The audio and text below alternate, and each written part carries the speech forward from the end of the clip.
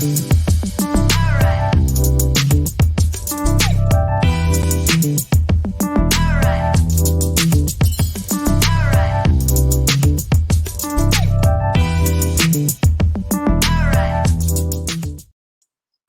guys. It's Josh Rubin here at Douglas Elliman in New York with our latest edition of the Rubin Special with my good friend David Solomon joining us live from Los Angeles. Dave, how you doing, man? I'm awesome. How are you doing? I'm doing great, thanks.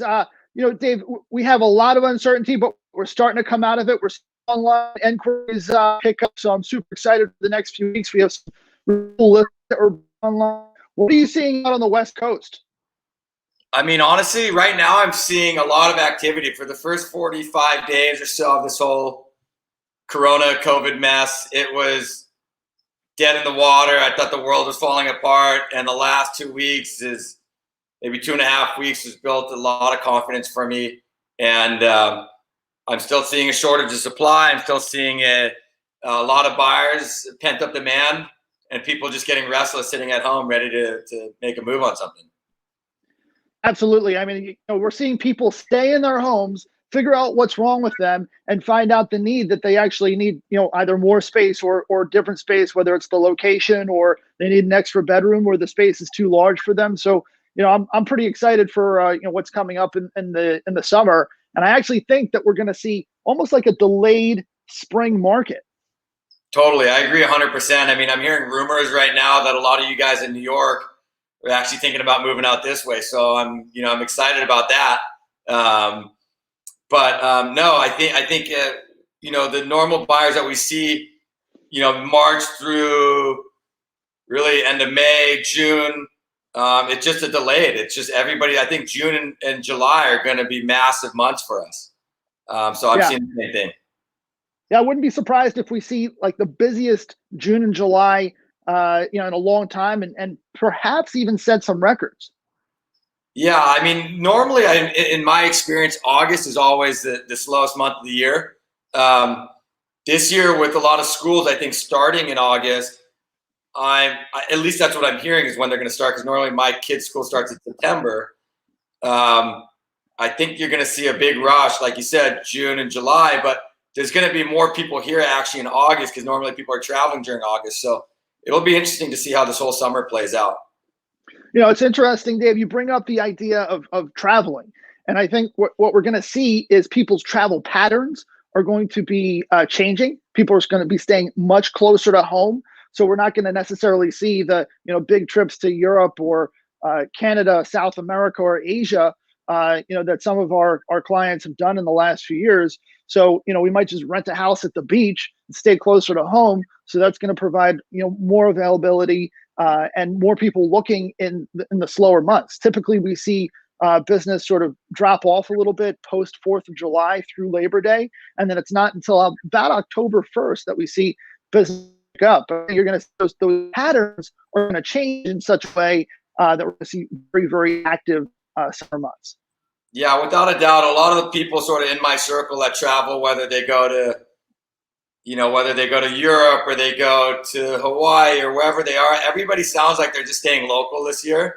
Being me, the deal guy that I am, I want to take a trip somewhere. I'm just ready to get out of here. But yeah, the guys that I know and the families I know normally that go overseas, I'm actually getting calls from people saying, hey, we're thinking about maybe buying a second home in the desert, or we're thinking about doing a road trip here to explore this or explore that. So I think we're going to see maybe even the secondary housing markets here out in places like the desert where things are more spread out, it pick up for sure. And I think you're going to see even like our market in Malibu, I think, we're going to have even local families here that say, you know what, let's just do a staycation this summer. Let's go rent a killer house out in Malibu, or let's go get a house in the desert. I mean, the desert's kind of a little too hot in the summertime, but I think you're going to see a lot of local people just do what they can to do sort of a staycation this summer. And they may think about like moving out of like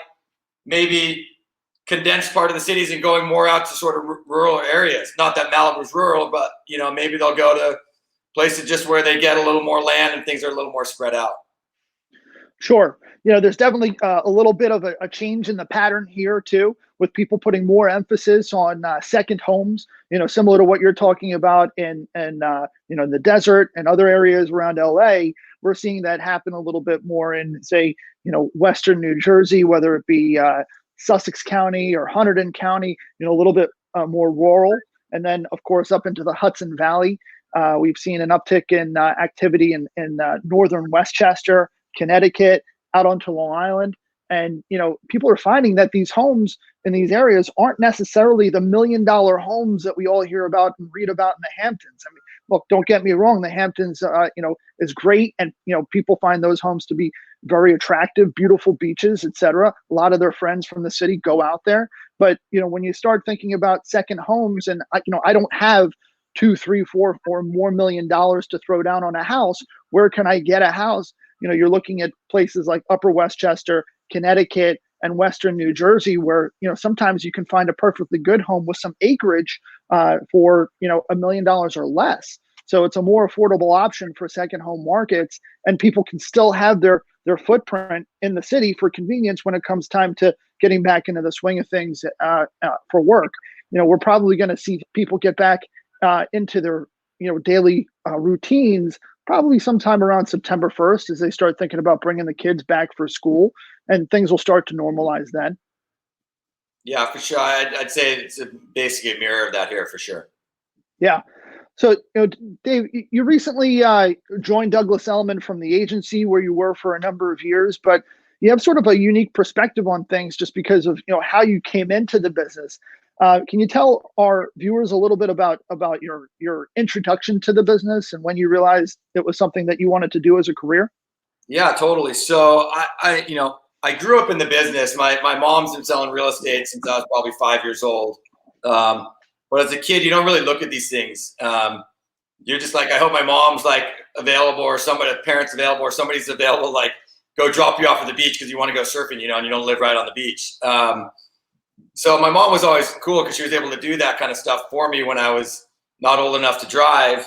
And as I got older, I'm like, God, I remember my mom used to be able to do this stuff. And it wasn't like she was in an office 9 to 5. So as I was in college, I started exploring different things I wanted to do. And frankly, I wasn't really quite sure what I wanted to do. So I dabbled in real estate a little bit, not working with my mom, but working with a different team down in San Diego.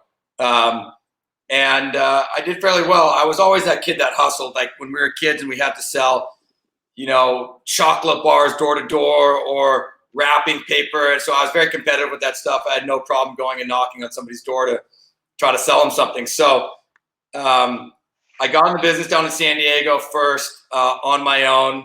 Did pretty well for, a 23-year-old kid that didn't need much, did a few deals, but I wasn't taking life too seriously then. I would do a deal.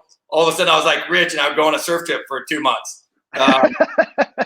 So during one of those surf trips, I met somebody and I thought, my life was going to change and I was going to grow up. And I'm like, maybe it's time. My mom was getting older.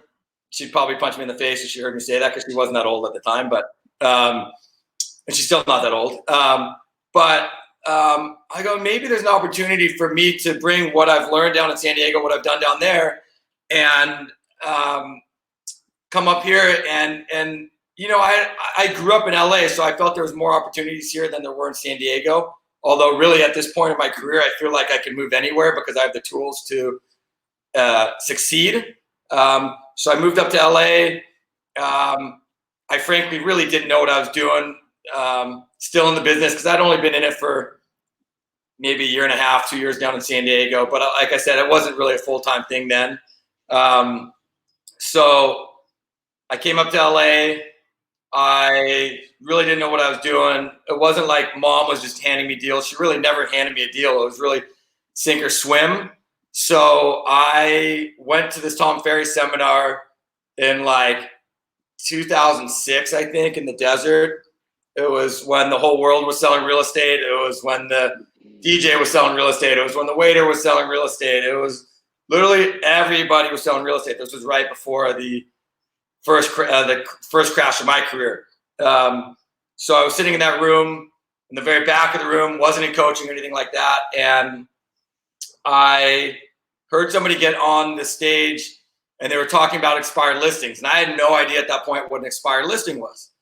So I was like, wow, these are people that want to sell, that listed with somebody who failed to sell their home. I think I could offer them something better or do it better. So I built out an expired campaign. Within my first probably 30 days of doing it, I landed a listing in the most exclusive building at the time in Los Angeles. That was my first listing here. I'm sorry, which building was that, Dave? It's called Sierra Towers. Uh-huh. So I landed a listing there. That was like, I got some lady on the phone. I have no idea, some old lady. I didn't know what I was doing. My mom was out of town. I'm like, she had a partner at the time who she no longer works with. And that lady wasn't even available. So I like went on this listing appointment by myself. I had no idea what I was doing. The lady's like, let's go, let's get this thing signed up. It was actually my first listing ever in LA. Was this lady was very wealthy. She had bought the condo next to her to turn into her bathroom and closet. So my first listing ever was selling a bathroom and a closet. Literally there was a giant pink bathtub sitting in the middle of the room, and that's what I sold. And so that was sort of my introduction and how I got started. And then, just up and up from there, and the whole snowball effect with everything, Yeah. I think I might know that seller. It sounds like a relative of mine with the pink tub. Yeah, it was straight out of like Scarface, just a giant pink bathtub in the middle of like 1,000 square foot closet. Yeah.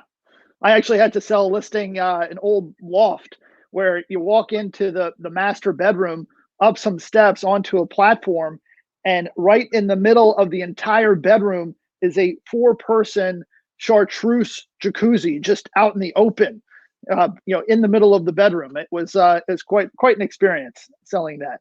Needless to say, the people who bought that got renovated it. Shocker, right? Yeah. So the person that bought that was there's a company called First Team Real Estate out here, not big in LA, but very big in Orange County. The owner of that bought that for his kid. And the struggle for me on my first deal was he was trying to get some financing for his kid. Well, it's hard to get financing for a place that has no kitchen and literally just a bathroom and a closet. So he ended up paying cash for that deal, which was sort of like an eye-opener to LA real estate, because everybody's showing up with a suitcase of cash and just buying these deals cash, as like they are, I'm sure, for the majority of stuff that happens in New York. Yeah, we definitely have our share of cash buyers. In fact, I sold a townhouse a few years back to a nice enough guy who came in, and it had a rent-controlled tenant on the top floor. And so the family had owned this house for about 50 years. We sold the house to this guy. We ended up representing both sides, the buyer and seller, and we were in contract. It was an all-cash deal. And all cash deals, of course, as you know, Dave, doesn't actually mean that you're bringing the proverbial suitcase. It just means that you're writing a check from your checking account at the closing. And so I'll never forget it. I was driving somewhere with my family on a weekend, and the buyer calls me. We're in contract. We're supposed to be closing in, maybe a month or 6 weeks. And the buyer calls me and he says, "Hey, Josh, just wanted to know if perchance the seller might be willing to close a little bit sooner and maybe give me a little bit of a credit if I close with cash." So I said to the buyer, "Well, of course you're closing with cash. The deal is all cash." And he said, "No, I mean like cash, like just, I'll bring a bag or a box with literal cash." And I said to the buyer, I said, we can't do that. It's illegal to actually pay with currency and not report it in some way. So I said, as much as I appreciate the opportunity, I'm going to have to advise you not to do that because it would upset the situation. And so he understood, and he wound up closing for the agreed upon amount with a check on the closing date. Have you ever had any interesting situations with people and literal like cash or coming to the closing and saying, "Okay, I know that I'm supposed to be buying this for say $2 million, and here's $1.8 million check and $200,000 in cash"? I mean, I get people all the time that are always trying to, work the system or try to figure out a way how to make something work that might not be exactly kosher. And, I play by the book because that's just how I do things. Right. I did have a client recently, a couple of days before, I think the day of closing, it was my biggest deal ever. And he's like, I'll just go drop off a check for, $15 million or whatever it is. And I'm like, escrow's like, you can't just like bring in a check and expect it's just going to clear $15 million like today, we need you to do a wire. So he's like, he's not used to having like doing these things himself. His like person wasn't there. So he had to actually run into the bank and set up like a direct deposit or something, but nothing too crazy because, most of these things we have to do by the book. So, but we get proposals all the time for interesting stuff. Sure. And, Dave, working on the Solomon group or the Solomon team, what's it like day to day working with your mom? I mean, she's obviously a legend in her own right. Had a good book of business before you joined her. Then you've sort of helped elevate the team to a certain level. Certainly brought a sense of vitality and youth. But can you walk us through the day to day? Yeah, I mean, I can definitely say we're two very different personalities. So there's a lot of butting heads and different things. I have one sort of vision of how I want this company run. She's got a different vision sometimes. So there's definitely some conflict. And if you don't have thick skin and you work for us, you're a newer sort of assistant or something like that, there's probably times that they get fairly frightened from the yelling and screaming that's going on. But, it's all in good, in a good manner because we're both very passionate about what we do. She sort of allowed me to take the reins of building the team. I mean, frankly, when I first started in this business, she didn't even have like a full-time assistant. So the first thing that I did was, she was just old school. She had one partner. They split everything 50-50. Her partner, frankly, didn't do SHIT, pardon my language here. And everybody's always said that to her. I go, what value are you getting out of this partner that you have that does nothing? And perfect example is when I joined the team, she couldn't even come with me on this listing appointment because she had something else she had to do that had nothing to do with our business. So I think after a year of me being in the business and my mom seeing the value that I was bringing to the team and growing the business, she got rid of the other partner and sort of let me take the direction because she saw like all of a sudden I was implementing these systems and processes that she never had. I mean, the first thing I did was I went out and hired an assistant who was one of my friends who was like, had no job and nothing going on. And I was like, I'll give you $500 a week cash. And I had him starting to do all the expired campaigns and stuff like that I was doing. And all of a sudden the business started growing and my network started growing. So my mom saw that I was bringing a lot of value to the table. And we, at that point, I never really grew a team until, God, we never, ever really, I mean, if I think about it, like it was just my mother, myself, and finally she agreed to get an assistant that wasn't like my assistant. We got a team assistant. And then we got a director of operations finally, like maybe just like 4 or 5 years ago. Then we got a director of marketing. And then the last 2 years, I brought on a couple buyer's agents. So it wasn't until recently that we decided to expand the team because I was bringing in so much stuff that I couldn't handle. And so I've taken a lot of the direction and the vision of where I want the team to go. And she sort of just like continued to do her thing. And so, yeah, it's a day in the life of our team is interesting because there's so many different moving parts and there's so many different personalities. We try to meet once a week. These days, more, Zoom meetings and meetings, right. Electronically versus face to face. But, there's a lot of different personalities. There's a lot of different,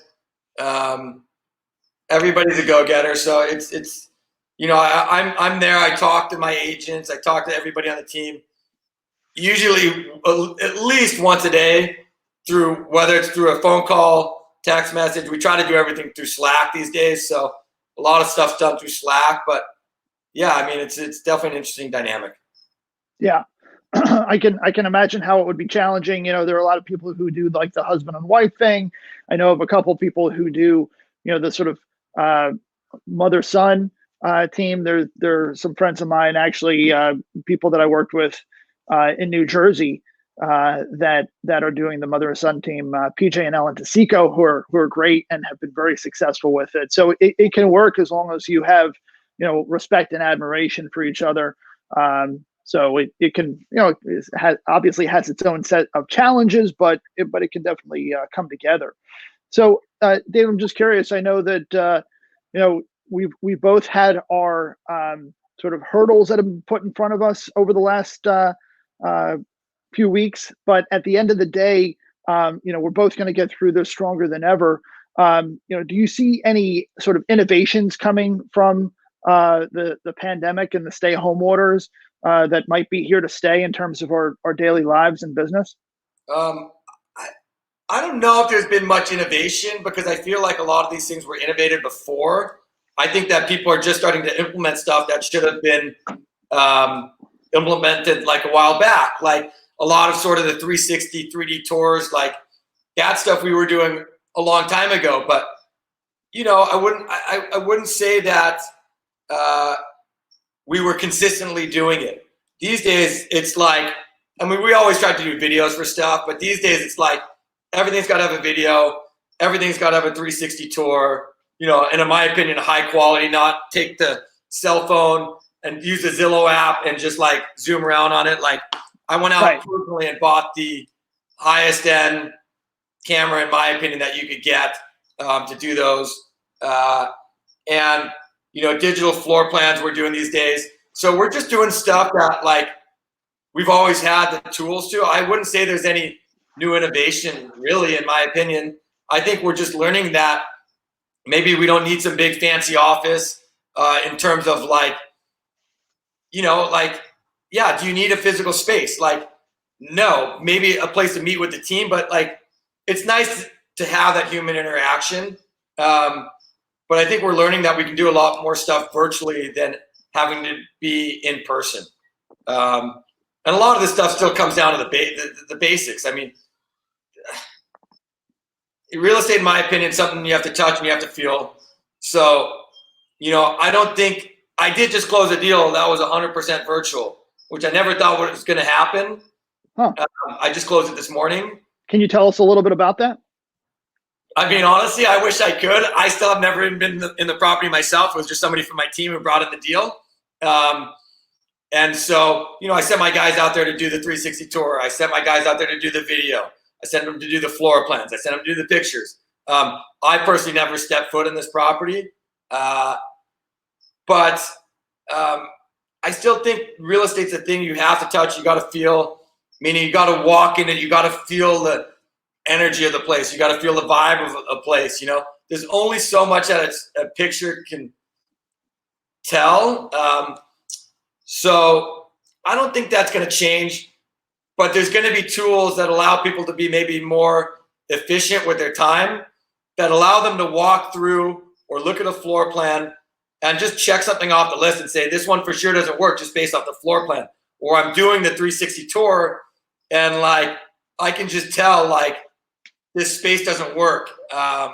So I think maybe it'll help all of us make our businesses run more efficiently. Yeah. By, I'll say one thing, we've been pre-screening people a lot more. So if you want to come look at one of our properties during this sort of pandemic, I need to see proof of funds and or a pre-approval letter. So I'm not wasting my time with somebody who's just like a looky-loo, just wants to browse around, and maybe if they like something, they'll go see if they can get qualified for it. So, I think it's making us run our businesses in a more professional manner, and I think that's something that I see is going to change a bit. Yeah. So being a little bit more careful, pre-screening your prospective buyers, making sure that they're not wasting their time, and you're not wasting yours. 100%. I mean, we're sending everybody, all the agents, we're sending them like, here's the link to our website that shows everything you need to see to make, for your client to make the proper decision if this is the right house that they want to come see. Okay. So please have them review this first. Then if they want to see it after that, please send us the pre-approval and their proof of funds. You know, if I can't Google this person and see that they have, you know, sufficient amount of money to buy this property, you know, if they're serious and they're really looking to buy, they're going to send me that pre-approval letter, you know, or a letter from a banker and accountant that says so-and-so has sufficient funds with us to be able to purchase this property. Sure. Yeah, that makes sense. You know, we always have to make sure that people are serious and can actually do the things that they're setting out to achieve.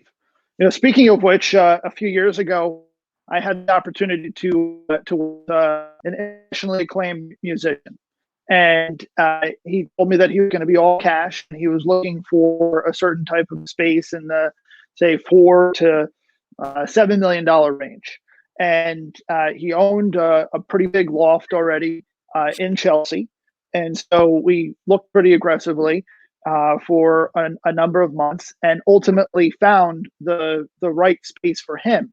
Now, the other space that he owned was a condominium, and we had been looking at both co-ops and condos. And as you know, Dave, co-ops require a little bit more of a rigorous approval process, in that they screen your financials and they make sure that you can, you know, keep up with your obligations. So we went to contract on this co-op, which was a penthouse in Soho that required a gut renovation. I think he bought it for somewhere around 4.6 or 4.8 million dollars. And so we got the application, and it was one of these older sort of artist type co-ops. So the process was a little bit more basic. So we got the application, and we said, okay, to the client, you're going to have to provide us with your tax returns, your bank and brokerage statements, a couple business and a couple of personal reference letters. And he said, okay. And then he gave us his bank statement, and his bank statement had 10% of the purchase price in it. And he's buying this thing all cash, like writing a check from his checking account. But the only problem is he didn't have enough cash. So I said, wait a second, you're buying this place that's almost $5 million for cash, and you have about $500,000 in your accounts. So where's the rest of the money coming from? And he was from Europe, and he said, oh, it's coming from Europe. And I said, okay, do you have a statement with your bank in Europe? And he said, sure. He gave me a statement. We did the conversion, and it came out to be another $200,000 or $300,000. And I said, well, where are you getting this money from? And he said, oh, my bank in Europe is actually going to loan me the money. And we're going through a co-op process at the same time. And I'm like, oh my God, we're going to get a board turn down here. Except that the board application did not require bank statements. So, you know, sometimes you can be, you know, luckier than good. And in this case, we were damn lucky, because in any other case, we would have gotten flatly turned down. But in this case, the board reviewed the application. They met with the buyer, they approved the buyer, and the buyer's bank in Europe was actually able to come through with the money, and we closed. But that was like really close, and not what I would recommend anyone doing. So if you're working with a cash buyer, please, at some point before you make an offer, get proof of funds. And you can actually blame the listing agent and say, hey, I know that, you know, you're all cash and you're good to go, but the listing agent, as part of the offer, wants to see proof of funds. So that would be a good idea. By the way, I was going to say, I mean, I don't know if this happens in New York, because I thought that where you were going with the story was you were going to tell me that the buyer was a fake buyer. But we have so many fake buyers out there. There are so many weird people that they just want to get into like a celebrity house, or they just want to home shop and feel like they're rich for a day and go look at multi-million-dollar houses.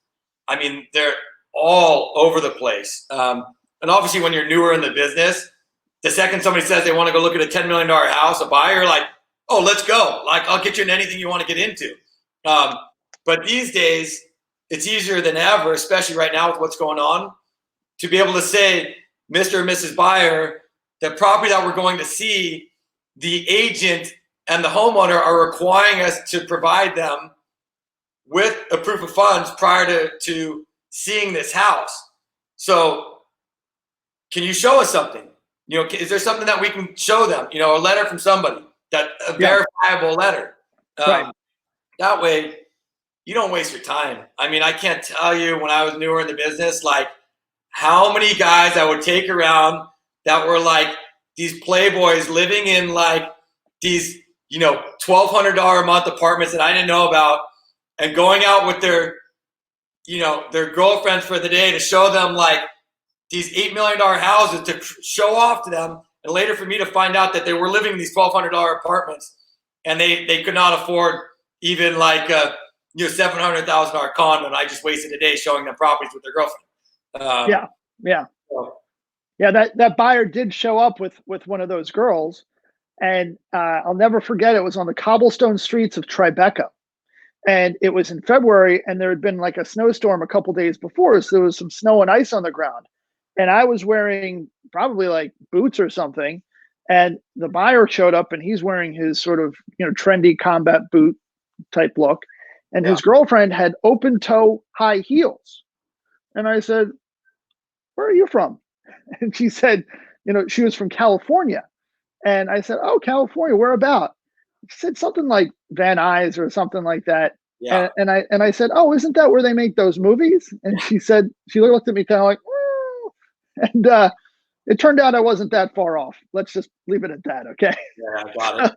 So anyway, so I'm looking forward to getting back into the swing of things here. I'm super pumped for the stay-at-home order to be lifted and things starting to return back to normal. Like I said, I think it's going to be a couple of months. And as we wrap up here, Dave, I always like to ask my guests: is there anything that makes you unique or sets you apart? Any hidden talent that you might have? I know you like to surf, but anything creative or anything like that? I mean, hidden talents. I mean, I'm a struggling photographer that I've sort of picked up doing that just as a hobby. When my son was born, I went out and I said, I didn't want to document his whole life on my iPhone. So I went out at the time and bought a nice camera and sort of self-taught myself how to take pictures. And I trained myself basically how to take pictures, but I wouldn't say I'm like an expert in it. I really enjoy it. I've definitely got some magical moments that I've been able to document of his life, which is, something I'm proud of. And so, yeah, I mean, actually a couple things definitely that have come out of this whole thing. I mean, this whole pandemic, I've definitely stepped up my cooking skills. And if real estate doesn't work out, maybe I could open a restaurant one day. Although, I don't know if I really want brick and mortar. But yeah, I like cooking, photography. I surf okay. And I guess the thing that separates me from sort of the rest is I'm just a normal person. I'm not the guy that's going to wear a suit and tie every day. I just want me, especially when I first got in the business, I would wear super fancy clothes and like try to be somebody I wasn't. I finally like made it in my career where it's like I let my sort of sales and what I've done speak for itself. And I just want to connect with people on a real level and not be fake. And so, I don't try to be somebody I'm not. I'm not so hungry for a deal that like I'm going to push somebody into something even if it's not the right deal. So, I really do value my reputation and what I've built. And I think that's what separates me from the most, because most people really don't care about their reputation and will do whatever it takes to get a deal done. So that's a good point. A lot of people get caught up in the moment and they have what I affectionately refer to as commission breath. They do whatever it takes that they feel that they need to do in order to get that deal done, but they're not worried about the consequences. So, they'll wind up selling their client something that they, probably shouldn't have bought in the first place, or, they paid too much for it, or, didn't do their due diligence on it. So when you buy a house, obviously you need to do all sorts of inspections, whether it's termite, radon, et cetera. I know there are some other layers to the equation out in LA, a lot of nuances to the various markets. And, now more than ever, who you work with matters. And so, it's important that people find people like you and find people like me that are authentic and just, ourselves. And we're not going to put on airs to try to, achieve something that we're not, or be someone that, we're not meant to be. Totally. I agree 100%. Yeah. So David Solomon of Douglas Elliman, thanks so much for joining us today. It's been a lot of fun chatting. Thanks for having me, Josh. It was awesome connecting. Hopefully we'll see you soon. Absolutely.